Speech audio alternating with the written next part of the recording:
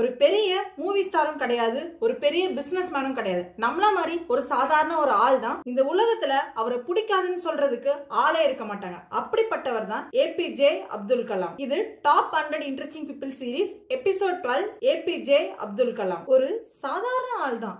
ஏன் நம்ம எல்லாருக்கும் பிடிக்குது? ஏபிஜே அப்துல் கலாம் அவரோட ஒர்க்ல எப்பவுமே ரொம்ப எக்ஸ்ட்ராடினரியா இருப்பாரு. இந்த வீடியோல நான் என்ன கவர் பண்ண போறேன் பாத்தீங்க அப்படின்னா, அவரோட ஹேபிட்ஸும் அப்புறம் அவர் வாழ்க்கையில கத்துக்கிட்ட லெசன்ஸ் எல்லாமே நான் ஒரு 5 பாயிண்டா ஷேர் பண்ண போறேன் உங்ககிட்ட. அந்த 5 பாயிண்டும் அவர் சொன்ன கோட்ஸை உங்களுக்கு சொல்லி எக்ஸ்பிளைன் பண்ணி அவரோட வாழ்க்கையில இருந்த சில இன்சிடென்ட்ஸையும் உங்களுக்கு எக்ஸ்பிளைன் பண்ண போறேன். அப்துல் கலாமோட மோட்டிவேஷனல் ஸ்பீச் கூட நம்மள பல பேருக்கு ஒரு லெசனா இருந்துச்சு. அப்துல் கலாம் அவரோட லைஃப் ஸ்டோரி பேஸ் பண்ணி ஒரு புக் எழுதினாரு.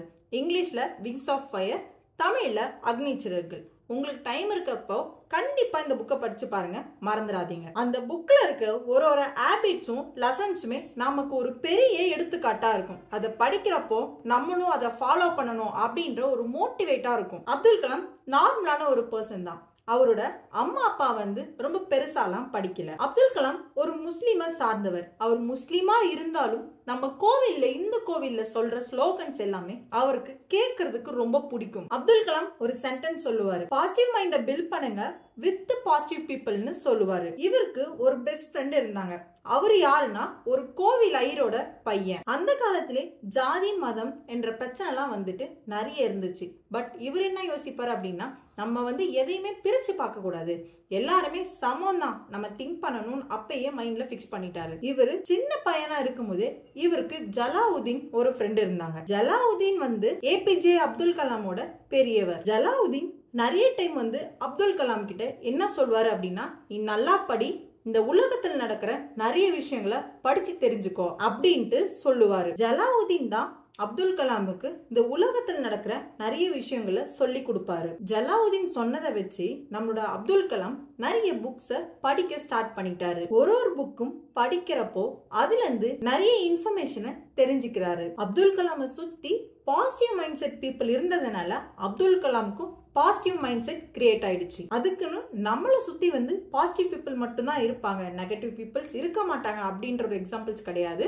நெகட்டிவ் பீப்புள்ஸ் இருப்பாங்க. நம்ம நெகட்டிவா ஏதாவது ஒண்ணு கேள்விப்பட்டோம் அப்படின்னா அதை விட்டு விலகி போயிட்டு பாசிட்டிவ் கூட சேர்ந்துகிட்டே இருக்கணும். நம்ம நடக்கணும்னு நினைச்சா கண்டிப்பா அது நடக்கும் அப்படின்றதையும் சொல்லுவாரு. இன்னொரு சென்டென்ஸ் என்னன்னா, have dreams, believe in your self அப்படின்ட்டு சொல்லுவாரு. ஒரு விஷயம் நம்ம கனவு காணணும், பட் அந்த கனவு காண்றப்போ எப்பவுமே அதுக்கு முன்னாடி நம்ம மேல ஃபர்ஸ்ட் நமக்கு நம்பிக்கை இருக்கணும். அப்துல் கலாமோட அம்மா அப்பா என்ன யோசிக்கிறாங்க அப்படின்னா, அப்துல் கலாம ஒரு நல்ல ஸ்கூல்ல படிக்க வைக்கணும் அப்படின்னு சொல்லிட்டு கஷ்டப்பட்டு ஒரு நல்ல ஸ்கூல்ல ஜாயின் பண்ணி விடுறாங்க. அந்த ஸ்கூல்ல இருந்த டீச்சர் தான் ஒருத்தவங்க அப்துல் கலாமுக்கு லைஃப் சக்சஸ் லெசன்ஸ் சொல்லி கொடுக்கறாங்க. ஒரு நல்ல டீச்சர் இல்லைனாலும் ஒரு நல்ல ஸ்டூடெண்டா இருந்தா நம்ம நிறைய லேர்ன் பண்ணிக்கலான்ட்டு யோசிக்கிறாரு. இதுக்கப்புறம் தான் அவரு என்ன அச்சீவ் பண்ணணும் அப்படின்னு நினைச்சாலும் அது மேல ரொம்ப அதிகமான ஸ்ட்ராங்கா நம்பிக்கை வைக்கிறாரு. நம்ம மேல நம்பிக்கை வச்சு நம்ம ஜெயிப்போன்ட்டு எதிர்பார்த்தாதான் நம்மளால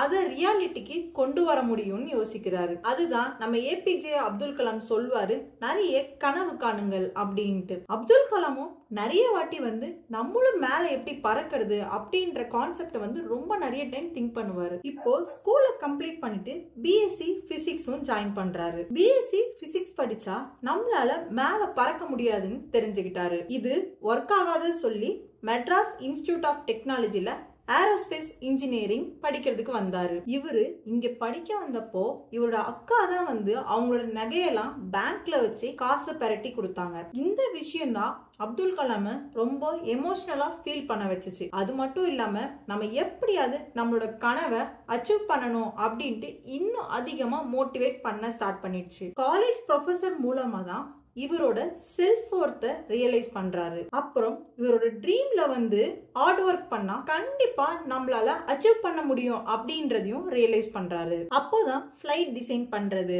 அப்புறம் காம்படிஷன்ஸ் எல்லாம் சேர்ந்து அதுல வின் பண்றது, இந்த மாதிரி விஷயத்தெல்லாம் பாக்குறப்போ ஹார்ட் ஒர்க் பண்ணி கிடைச்ச விஷயத்தெல்லாம் கண் முன்னாடி பார்த்துட்டு இருக்காரு. மூணாவது சென்டென்ஸ் என்னன்னா struggles to become the best அப்படின்ட்டு சொல்றாரு. நம்மள பல பேர் என்ன யோசிப்போம் அப்படின்னா, நம்ம இந்த சிச்சுவேஷன்ல இருக்கோம், நம்மளால பெருசா அச்சீவ் பண்ண முடியாது அப்படின்றதுக்கெல்லாம் வந்துட்டு அந்த புக்ல இதுக்கெல்லாம் பெர்ஃபெக்ட்டா எக்ஸாம்பிள்ஸ் கொடுத்து பேசியிருப்பாரு. அப்துல் கலாம் இனிஷியல் ஸ்டேஜ்ல எல்லாம் ரொம்ப அதிகமா கஷ்டப்பட்டு தான் வந்திருக்காரு.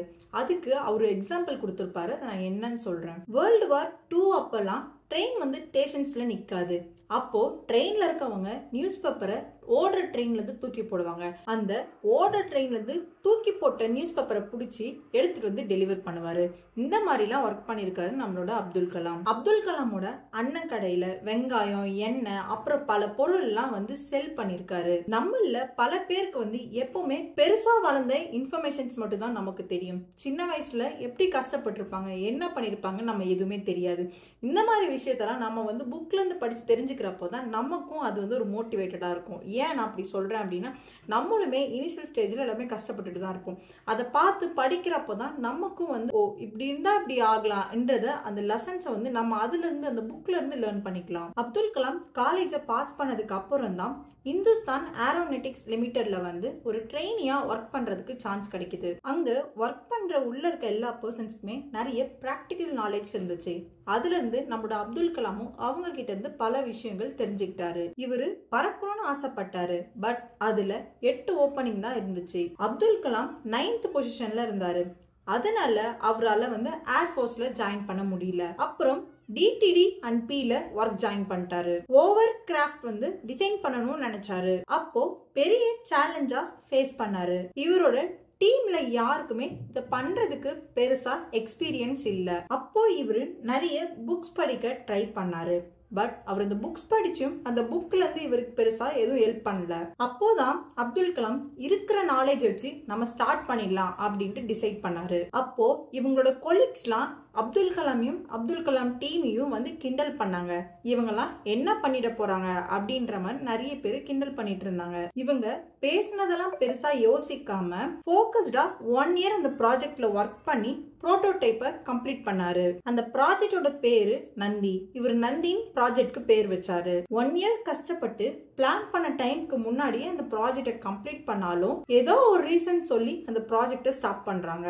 இந்த ப்ராஜெக்டை ஸ்டாப் பண்ணாலும் இதுல ஒர்க் பண்ணதை வச்சு அவருக்கு நிறைய எக்ஸ்பீரியன்ஸ் கிடைச்சது.